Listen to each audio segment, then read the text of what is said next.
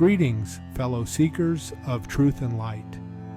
Today, we delve into the metaphysical and esoteric meaning of Psalm 132. This psalm is a powerful reminder of the divine's everlasting covenant with us and serves as a guide for turning our past troubles into stepping stones toward our greatest good. In this exploration, we will uncover the hidden meanings behind the words and phrases of Psalm 132 and see how they relate to our spiritual journey. The Lord's promise to David. Psalm 132 begins with a plea. Lord, remember David and all his afflictions. Psalm 132, verse 1. Here, David represents our higher self, or the Christ consciousness within us, which has endured the trials and tribulations of the material world. The afflictions are the challenges and hardships we face on our path to spiritual awakening. In asking the Lord to remember David, we are invoking the divine memory, which holds the truth of our being, the truth that we are always connected to the source, no matter the appearances of separation or struggle. The Lord, as always, is the pre-gender understanding of the source, infinite spirit, or divine mind that knows us only as perfect, whole, and complete. Vows and Dedication. The psalm continues with David's vow to the Lord. Surely I will not come into the tabernacle of my house, nor go up into my bed. I will not give sleep to mine eyes, or slumber to mine eyelids, until I find out a place for the Lord, and habitation for the mighty God of Jacob. Psalm 132, verses 3-5. This vow symbolizes our soul's dedication to making a place for the divine in our lives, a sacred space within our consciousness where the presence of the infinite can dwell. The tabernacle and house represent our body and mind, and the bed is our resting place, symbolizing our inner peace. We vow to not rest until we have established a deep and abiding connection with the divine within.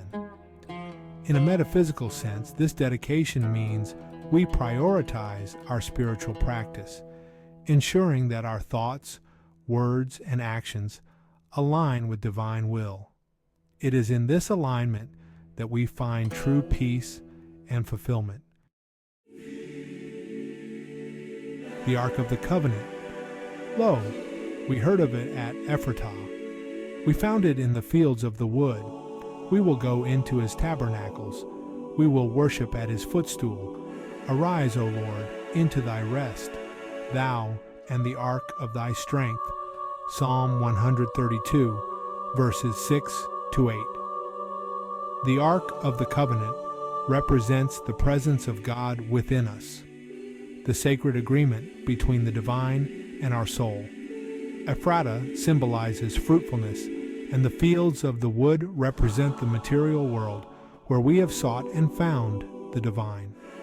The tabernacles are the holy places within us where we worship and commune with the divine. When we invite the Lord to arise into thy rest, we are calling forth the peace and power of the divine to manifest in our lives.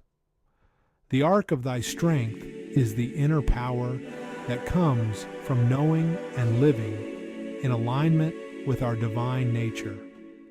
This is the strength that transforms our past troubles into blessings. The promise of divine presence.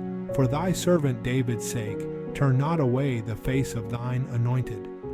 The Lord hath sworn in truth unto David, he will not turn from it.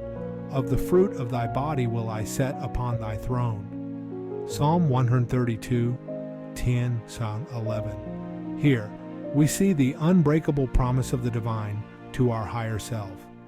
The anointed refers to the Christ within, the divine spark in each of us that is always connected to Source.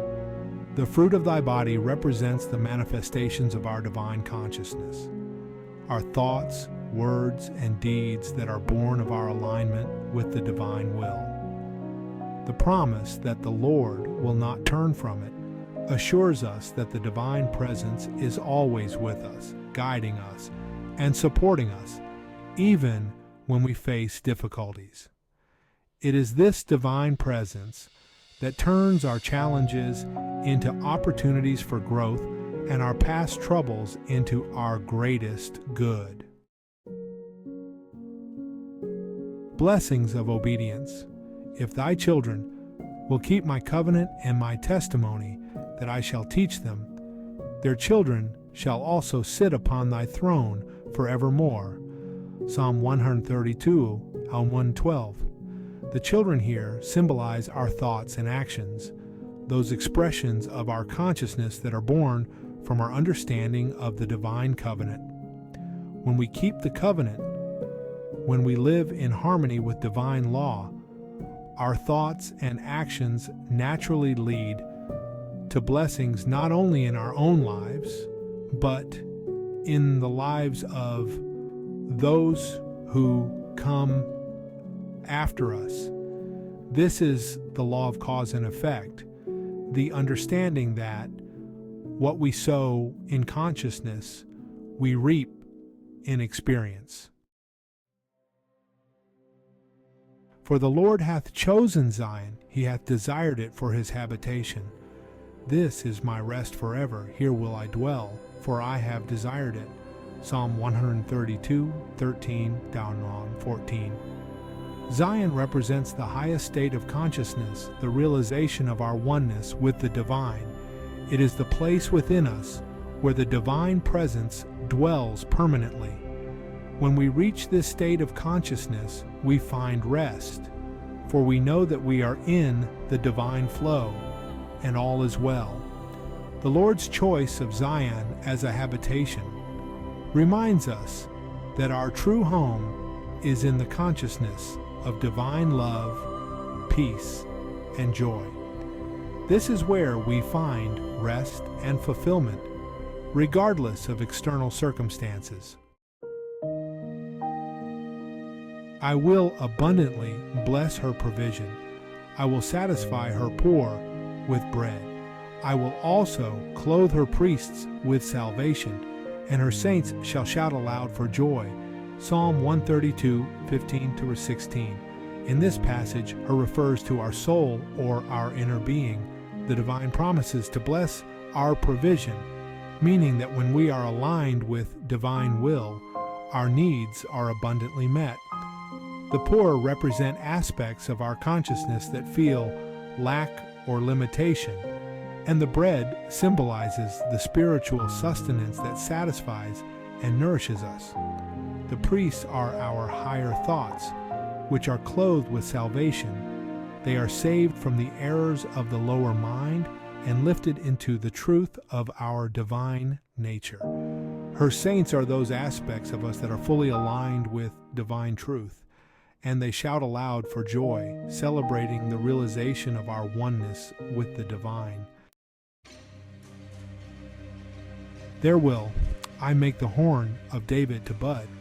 I have ordained a lamp for mine anointed.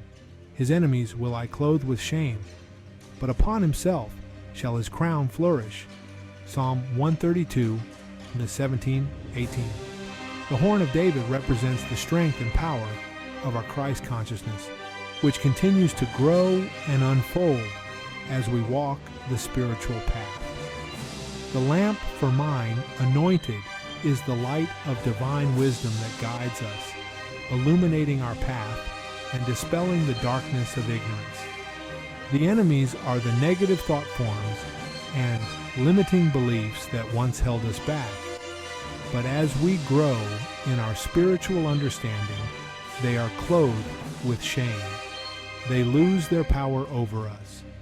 Meanwhile, his crown shall flourish, meaning that our true divine nature is revealed, and we live in the full expression of our highest good. As we meditate on Psalm 132, let us affirm, I am a beloved expression of the divine. All that I have endured has brought me to this moment of realization and growth. I now turn my past troubles into stepping stones to my highest good, knowing that the divine presence is always with me, guiding me to peace, prosperity, and joy.